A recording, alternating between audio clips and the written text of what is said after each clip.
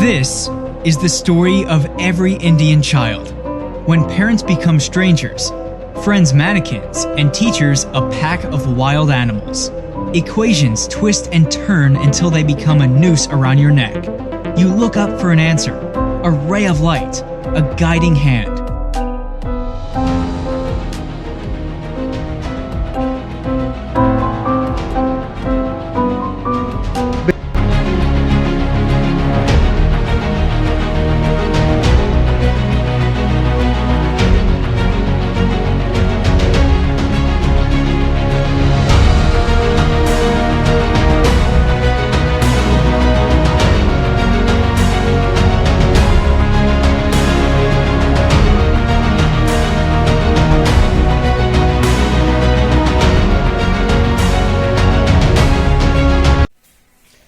कोग्निसेंट academy के physics class में आप सबों का स्वागत है। आज हम लोग देखेंगे मोशन इन ए प्लेन से बहुत ही इंपॉर्टेंट टॉपिक, और वह है हम लोगों का प्रोडक्ट ऑफ वेक्टर्स। जैसा कि आपको मालूम है कि there are two types of product of vectors. एक को हम लोग बोलते हैं डॉट प्रोडक्ट, उसी को हम लोग स्केलर प्रोडक्ट के नाम से भी जानते हैं, और जो दूसरा है उसको हम लोग बोलते हैं क्रॉस प्रोडक्ट या फिर वेक्टर प्रोडक्ट, राइट। तो आज जो है हम लोग देखेंगे कि ये जो डॉट प्रोडक्ट है ना, या फिर स्केलर प्रोडक्ट क्या होता है।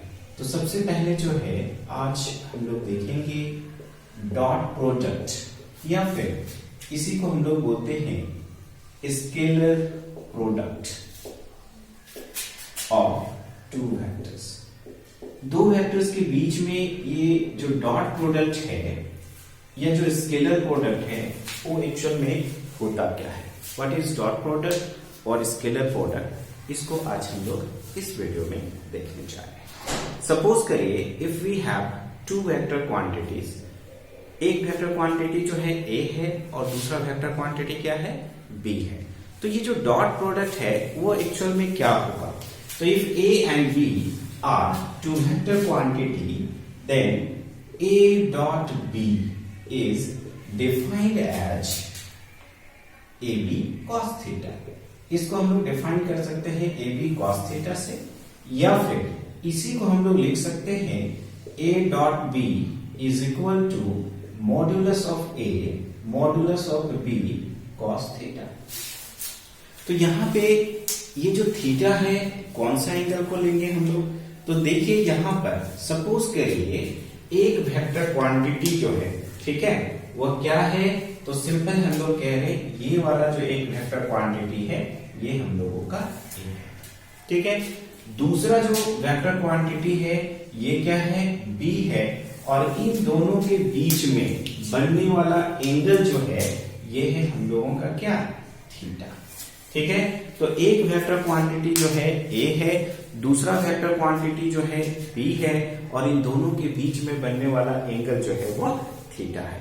तब के केस में हम लोग क्या लिख सकते हैं, तो if A and B are two vector quantities then A dot B is defined as A B cos theta, where theta is equal to shorter angle between A and B. तो यहां पे जो आपका थीटा है, theta क्या है, तो that is the shorter angle between A and B, ठीक है। अगर ये डायग्राम जो है ये अगर आपको दिखाई नहीं दे रहा है तो इसको मैं फिर से ड्रॉ कर देता हूं। यहां पे देखिए एक वेक्टर क्वांटिटी जो है ये सिंपल हम लोगों का ए है, और ये दूसरा वेक्टर क्वांटिटी जो है बी है, और इन दोनों के बीच में बनने वाला एंगल जो है वो हम लोगों का क्या है, थीटा है, ठीक है। तो if A and B are two vector quantities, then A dot B is defined as AB cos theta। Actual में इसको डॉट प्रोडक्ट हम लोग बोल रहे हैं, तो ये डॉट से इसको हम लोग रिप्रेजेंट करते हैं, राइट। अब यहां पर देखिए A और B अगर दो वेक्टर क्वांटिटी है तो सिंपल हम लोग कह सकते हैं कि A dot B is equal to AB cos theta है। A का मतलब क्या है, तो सिंपल मॉडुलस ऑफ A है, बी जो है उसको हम लोग मॉडुलस ऑफ बी भी लिख सकते हैं और ये हो गया cos थीटा, राइट। तो a dot B is equal to modulus of a modulus of b cos theta, जहां पे थीटा जो आप देख रहे हो, ठीक है, ये क्या है, तो that is the shorter angle between a and b। ये a और b के बीच का शॉर्टर एंगल है, a और b के बीच में जो छोटा एंगल बन रहा है वो है, क्योंकि आप जो है इस एंगल को भी तो ले सकते थे, लेकिन थीटा आपको क्या लेना है, दोनों के बीच में जो शॉर्टर एंगल है उसी को हम लोग ले सकते हैं। अब सवाल है कि ये जो डॉट प्रोडक्ट है उसको हम लोग स्केलर प्रोडक्ट के नाम से भी जानते हैं। तो स्केलर प्रोडक्ट क्यों बोलते हैं, राइट। तो जब कभी भी हम लोग डॉट प्रोडक्ट लेते हैं तो उसका जो रिजल्टेंट होता है वो हमेशा एक स्केलर क्वांटिटी होता है, राइट। तो अगर डॉट प्रोडक्ट का अगर एग्जांपल अगर हम लोग देखें तो हम लोग कहेंगे कि work is defined as the dot product of force and displacement. तो आप यहां पे देख रहे हो F डॉट S, F जो है वो फोर्स है और S जो है, ठीक है, जो डिस्प्लेसमेंट आप देख रहे हैं उसको हम लोग S से रिप्रेजेंट कर रहे हैं। तो F और S क्या है, दोनों वेक्टर क्वांटिटी है, राइट। लेकिन अगर इन दोनों का जो रिजल्ट आप देख रहे हैं, ठीक है, ये क्या है, एक स्केलर क्वांटिटी है। तो आप देख रहे हो कि दो वेक्टर क्वांटिटी के डॉट प्रोडक्ट का जो रिजल्ट है वह कैसा क्वांटिटी है, स्केलर क्वांटिटी। अब F डॉट S है तो आप तो लिख ही सकते हो Fs cos थीटा।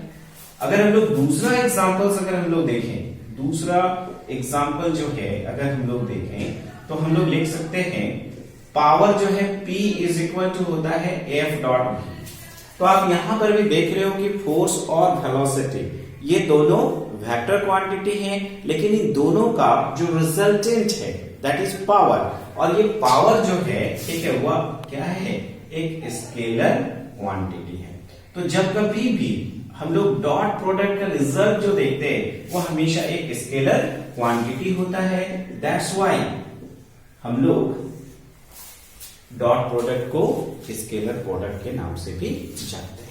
तो अगर डॉट प्रोडक्ट या स्केलर प्रोडक्ट को दूसरे तरह से अगर डिफाइन करना है तो कैसे डिफाइन करेंगे, तो if the result of multiplication of two vector quantity is a scalar quantity then the product is termed as scalar product।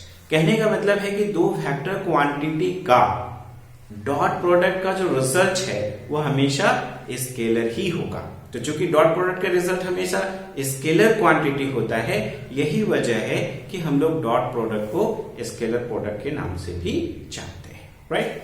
अब नेक्स्ट जो है अगर हम लोग देखें कुछ और एग्जांपल्स अगर हम लोग बात करते हैं, जैसे आप जानते हो मैग्नेटिक फ्लक्स, ठीक है, आप सेकेंड ईयर में पढ़ते हो मैग्नेटिक फ्लक्स।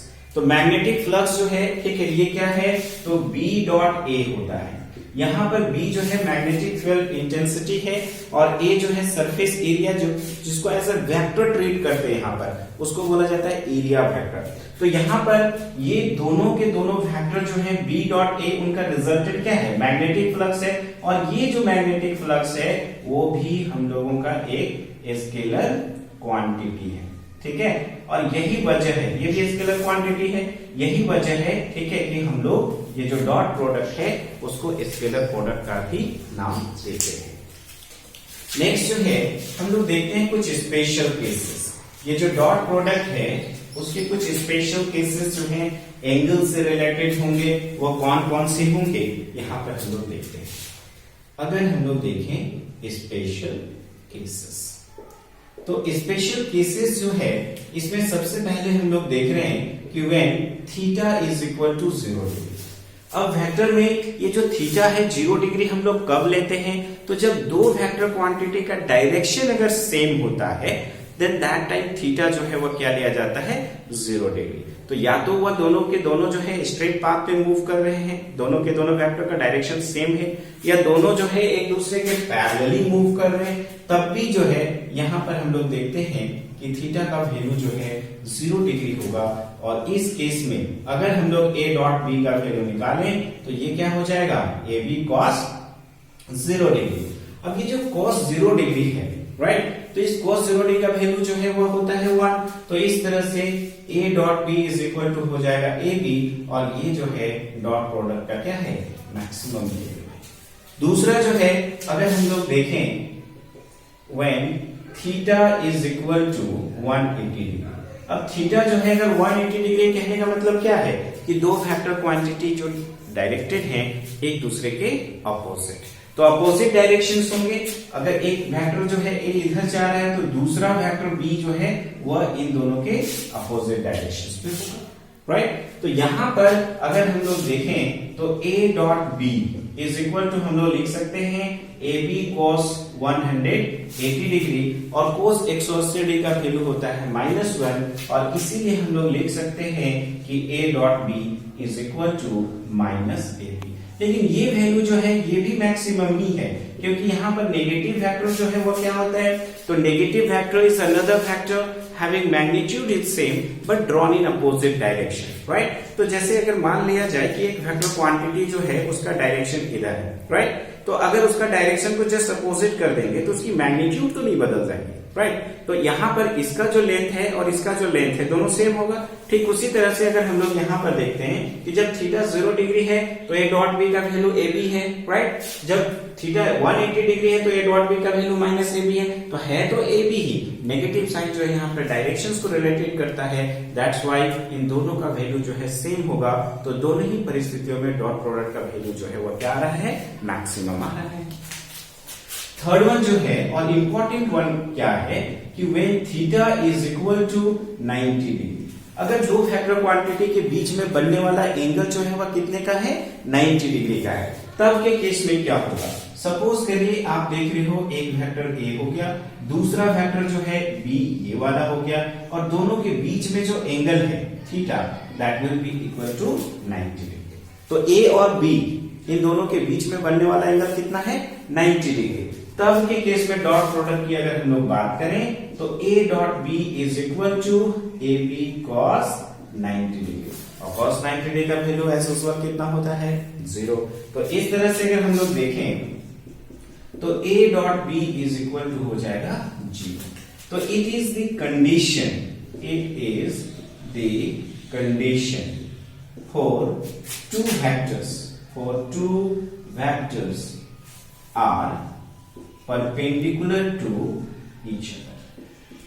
कहने का मतलब है कि अगर a डॉट b का वैल्यू जो है, ठीक है, वो 0 आएगा तो a और b के बीच में बनने वाला एंगल जो है वो क्या है, 90 डिग्री है। तो अक्सर अगर डॉट प्रोडक्ट से रिलेटेड जो न्यूमेरिकल क्वेश्चंस आते हैं उसमें हम लोग क्या देखते हैं कि ये जो आप देख रहे हो, ठीक है, डॉट प्रोडक्ट का जो वैल्यू है उसको हम लोग देखेंगे कि 0 आ गया, तो फर्दर जो है उसको कैलकुलेशन करने की जरूरत नहीं है।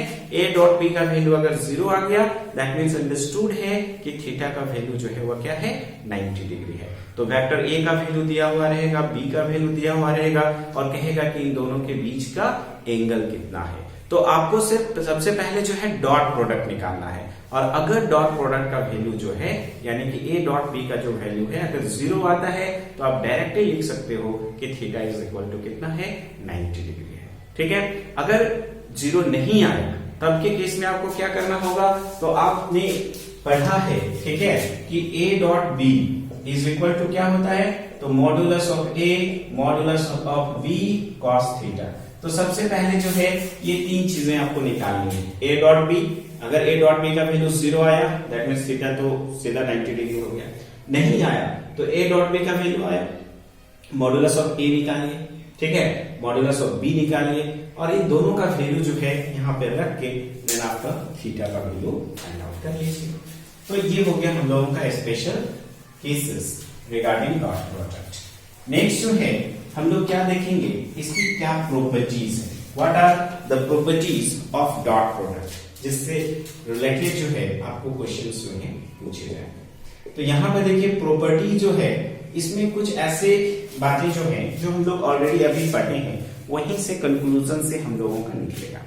जैसे सिंपल, सबसे पहले हमने डॉट प्रोडक्ट को डिफाइन किया था जिसमें आपको बताया, ठीक है, कि a dot b is equal to क्या होता है, तो modulus of a modulus of b cos theta, जहां पे थीटा जो है शॉर्टर एंगल है बिटवीन a एंड b का। दूसरा जो है हमेशा याद रखिएगा कि a dot b is equal to, है ना, डॉट प्रोडक्ट का जो रिजल्ट होता है वह हमेशा एक स्केलर क्वांटिटी ही होगा, ठीक है। जैसे कि एग्जांपल्स के तौर पे अगर हम लोग देखें, बात भी हम लोग ऑलरेडी कर चुके हैं, जैसे फोर्स एंड डिस्प्लेसमेंट, इन दोनों का डॉट प्रोडक्ट क्या है, वर्क है, तो ये वर्क जो है वो कैसा क्वांटिटी है, स्केलर क्वांटिटी। थर्ड वन जो है, it obeys commutative law, it obeys commutative law, ये कॉम्यूटेटिव लॉ को ओबे करता है।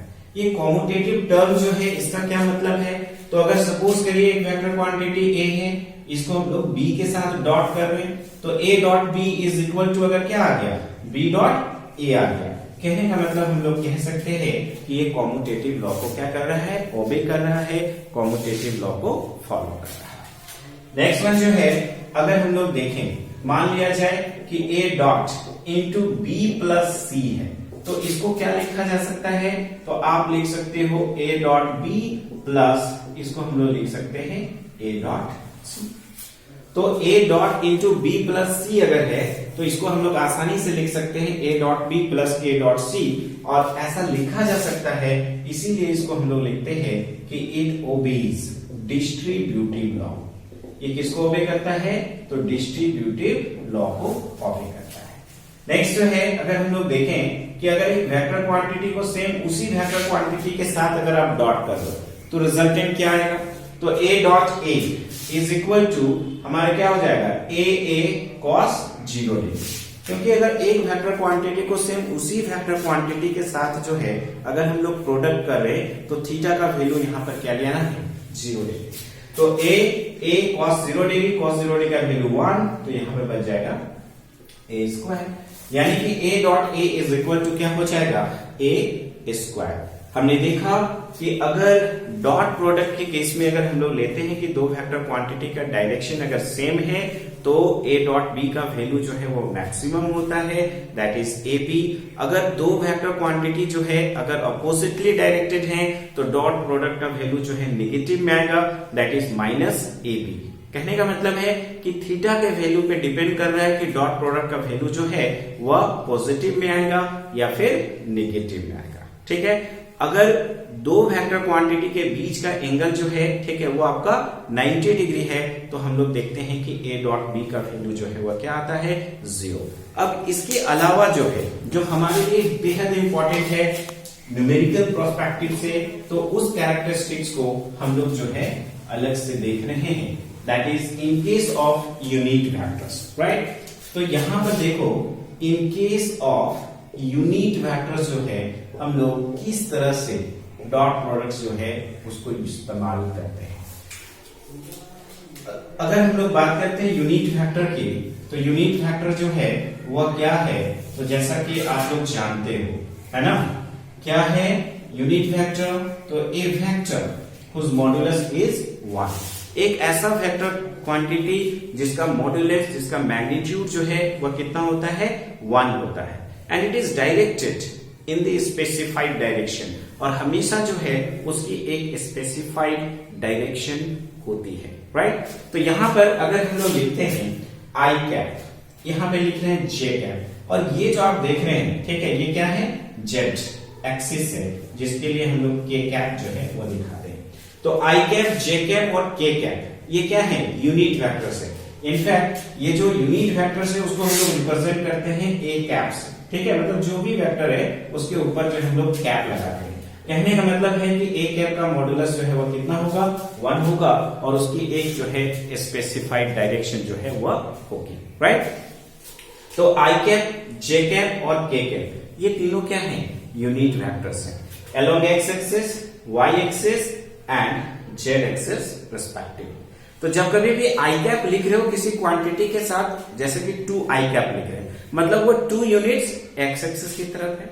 अगर हम लोग लिखते हैं 3 जे कैप, कहने का मतलब है कि वो 3 यूनिट वाई एक्सिस की तरफ है। अगर आप लिखते हो 4 के कैप, कहने का मतलब है कि वो 4 यूनिट जो है वो किधर है, तो जेड एक्सिस की तरफ है, राइट। तो यहां पर अगर जो है हम लोग डॉट प्रोडक्ट लेते हैं आई कैप, जे कैप और के कैप से रिलेटेड, तो किस तरह से ले सकते हैं, तो जैसा कि आप डायग्राम में क्लियरली देख रहे हो कि आई कैप, जे कैप और के कैप जो है यूनिट वेक्टर्स हैं along X axis, Y axis and Z axis respectively, and these 3 are mutually perpendicular to each other, और इन तीनों के बीच में बनने वाला एंगल जो है, ठीक है, वो कितना है, 90 डिग्री का है। तो अगर आप I डॉट आई कर रहे हो, ठीक है, I डॉट आई, तो आई क्या है, यूनिट वेक्टर, दैट मींस उसका मॉडुलस तो 1 हो गया।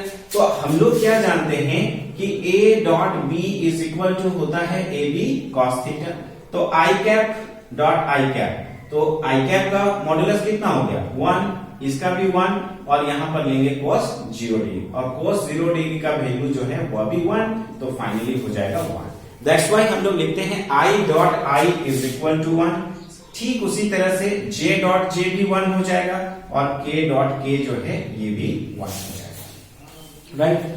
अब जो है अगर हम लोग बात करते हैं I डॉट जे की, तो I कैप और J कैप ये भी तो यूनिट वेक्टर्स ही है, लेकिन डायरेक्शन जो है, अगर I और J के बीच का अगर एंगल की अगर हम लोग बात करते हैं तो वह क्या है, 90 डिग्री है। तो यहां पर अगर हम लोग I डॉट J करते हैं तो 1 इंटू 1 तो हो जाएगा, लेकिन यहां पर हम लोगों को लिखता है पड़ेगा cos 90 डिग्री, और cos 90 डिग्री का वैल्यू कितना होता है, 0, इसीलिए I dot J is equal to क्या हो जाएगा, 0। तो I dot J is equal to 0 हो जाएगा। J डॉट K जो है that means also equal to 0, ठीक है। और साथ ही साथ जो है अगर हम लोग K डॉट I करते हैं तो इसका भी वैल्यू जो है वो कितना आ जाएगा, 0 आ जाएगा, ठीक है। तो एक कंक्लूजन पे हम लोग पहुंचते हैं। यहां पर आप देखेंगे यूनिट वेक्टर के केस में अगर दोनों सिमिलर है, I है तो 1 होगा, J है तो 1 होगा, K है तो 1 होगा। अगर D सिमिलर है, I डॉट J है, ठीक है, तो 0, J डॉट K तो 0, K dot I is also equal to 0। तो इस तरह से ये यूनिट वेक्टर्स के केस जो हैं, ठीक है, ये न्यूमेरिकल्स पॉइंट ऑफ व्यू से बेहद इंपॉर्टेंट है। आप हमेशा याद रखेंगे कि I dot I is equal to J dot J is equal to K dot K is equal to होता है 1। वहीं I dot J is equal to J dot K is equal to K dot I is equal to क्या होगा, 0 होगा, ठीक है। तो इस तरह से आप यूनिट वेक्टर्स जो है उसको न्यूमेरिकल्स पॉइंट ऑफ व्यू से आपको तो यूज करने ही पड़ेंगे।